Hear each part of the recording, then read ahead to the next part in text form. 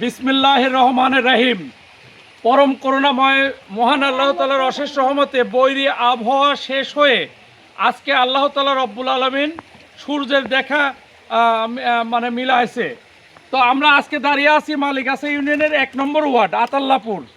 এখানে যে এই যে রত্নাই নদীটা খনন হয়েছে, প্রকৃতির মানে সৌন্দর্য এত বৃদ্ধি পেয়েছে যে এই বর্ষার পানি অফুরন্ত বর্ষা, মানে যা কল্পনা করা যায় না। এই বর্ষার পানি আপনি দেখেন যে এই নদী দিয়ে আজকে গড়তেছে। আমাদের রাষ্ট্রনায়ক জনাব তারেক রহমান তার বাবার দেখানো পথে, শহীদ রাষ্ট্রপতি জিয়াউর রহমানের দেখানো পথেই তিনি খাল খনন অভিযান শুরু করছেন।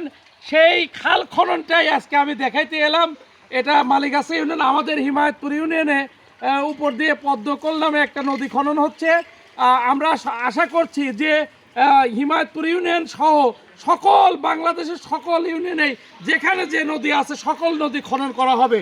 আমরা জনগণের এই নদীটা খনন হয়ে আপনারা খুশি হননি? খুশি হয়েছি, বেজারা হয়েছি। এই যে আমাদের বাড়ি ঘর তো বাড়ি ভেঙে চলে যাবে। শোনেন, এই না করলে খুশি হব না। কথা কই, আপনি ধরেই রাখেন, কথা কবে দেন। এই নদীটা, এই পানিটা অতিবৃষ্টির কারণে এমনিতে চলে আসে। হ্যাঁ, তাই না? এখানে আপনারও ঠেকানোর ক্ষমতা নেই, সরকারেরও ক্ষমতা নেই, তাই না?